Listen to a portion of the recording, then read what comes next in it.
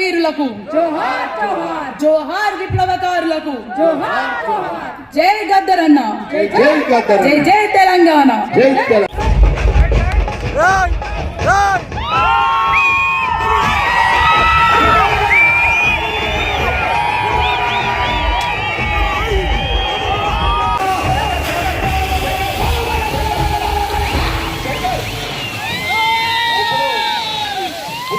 ఉంటది గౌతమ బుద్ధుని యొక్క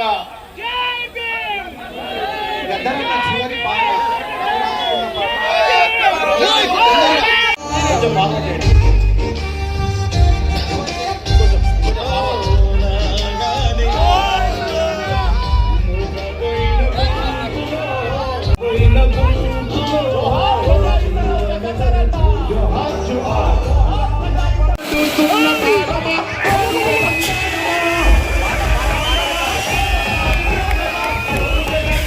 లేడు లేడు అని అన్నప్పుడల్లా గద్దరన్న ఉన్నాడు అని 1000 రేట్లు గొంతులు వినిపిస్తున్నాయి. బాధపడ్డప్పుడు 100 ఎత్తుల బలంతో మేమంతా కలిసి ఉన్నాము, కలిసి కట్టుగా ఉన్నాము. ఎక్కడైతే అణిచివేత ఉంటుందో అక్కడ తిరుగుబాటు ఉంటుంది, ఎక్కడైతే బలహీన వర్గులు ఉంటారో అక్కడ బలపరచడానికి గద్దరన్న పాట ఉంటుంది అని ప్రతి నిమిషం ఈ 5 నెలల నుంచి ప్రూవ్ అయింది. దానికి నిదర్శనమే మీరంతా గద్దరన్న విగ్రహ ఆవిష్కరణ కోసము 5 గంటల నుంచి వెయిట్ చేస్తున్నారు. ఇదే ఒక శక్తి, మహాశక్తి. గద్దరన్న చివరి కాలం అని అనలేము. పెద్దలు అంటారు చివరిగా ఏం మాట చెప్పిండని. మహానుభావుడు చాలా చెప్పినాడు, ఆయన ఉన్నాడు కాబట్టి మనం ఈడున్నామంటాం. చివరిగా ఏమి చెప్పాడు అంటే చివరిగా అని అనలేము. చివరిగా తను ప్రజాస్వామిక ఉద్యమాన్ని ముందుకు తీసుకుపోవాలనుకున్నాడు. తను తీసుకున్న నినాదం భారత రాజ్యాంగాన్ని రక్షించాలన్నారు.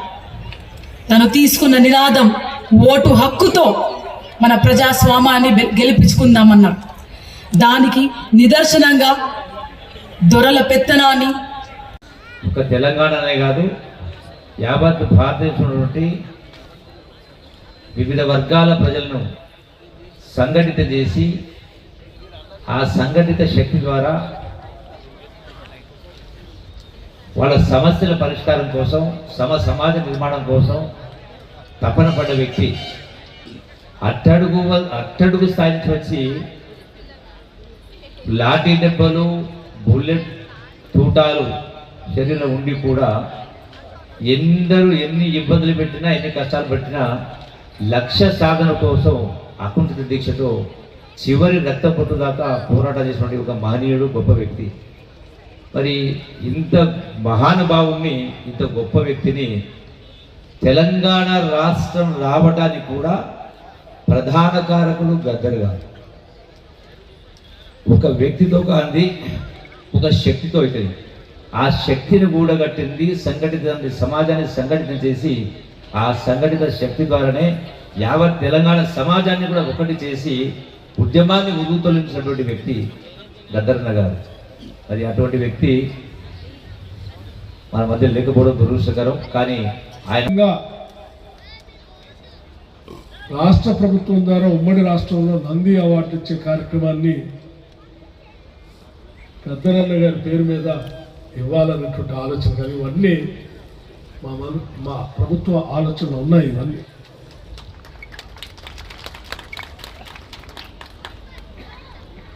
ఇవన్నీ జరిగే కార్యక్రమాలని మాకు తెలుసు, చేస్తామని కూడా మాకు తెలుసు. సరే, కొంతమంది మా ఆలోచనలు తెలియనటువంటి వాళ్ళు ఆ కమ్యూనికేషన్ గ్యాప్ వల్ల ఏదో చేయట్లేదో అనే భావన ఉన్నాం. కానీ వాటన్నిటినీ మేము ముందుగానే నిర్ణయించి పెట్టుకున్నాం. తప్పనిసరిగా ఎందుకనంటే ఈనాడు పాలన చేసేటువంటి కాంగ్రెస్ పార్టీ సంపూర్ణంగా ఇందిరమ్మ ఆలోచనల్ని అమలు చేయాలనుకున్నటువంటి పార్టీ. ఈ ఇందిరమ్మ ఆలోచనలో ఇందిరమ్మ రాజ్యం వస్తే ఈ రాష్ట్రంలో పేదవాళ్ళకి కానీ,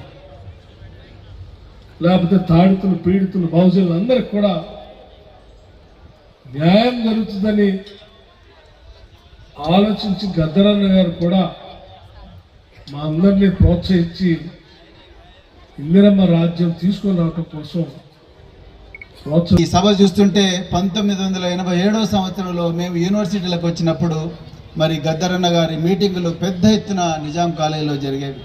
ఎంతోమంది లక్షల మంది లారీలు వేసుకొని ఆ రోజుల్లో పోలీసు నిర్బంధాన్ని ఎదిరించి చావడానికైనా తెగించి మరి గద్దరన్న పాటలు వినడానికి నిజాం కాలేజీకి వచ్చి రాత్రి 2 గంటల వరకు కూడా తిండి లేకపోయినా ఆ నేల మీద కూర్చొని వినేవాళ్ళు. వాళ్ళు మరి ఆ రోజు గొప్ప గొప్ప పాటలు గద్దరన్న గారు రాశారు. మరి సుద్దాల హనుమంతు గారి పాటలు కానీ, బండి యాదగిరి గారి పాటలు కానీ, బండి వెనక బండి కట్టి 16 బండ్లు కట్టి ఏ బండ్లో వస్తావు కొడుకో నైజాము సర్కరోడా నాజీల మించినవరు నైజాము సర్కరోడా అని బండి యాదగిరి గారి పాటలను గద్దరన్న గారి ద్వారా వినే అదృష్టం మాకు వచ్చింది. అదేవిధంగా గూడ అంజన్న గారి పాటలు జాలిం కోన్ రే ఉస్కా జులుం క్యారే ఊరు మనదిరా వాడ మనదిరా పల్లె మనదిరా ప్రతి పనికి మనవరా మరి దొర ఏందిరో దొర పోకడేందిరో అని చెప్పి రాసిన గూడ అంజన్న గారి పాటలను గద్దరన్న గారి ద్వారా మేము వినే అదృష్టం మాకు కలిగింది మిత్రులారా. అదేవిధంగా పల్లెటూరి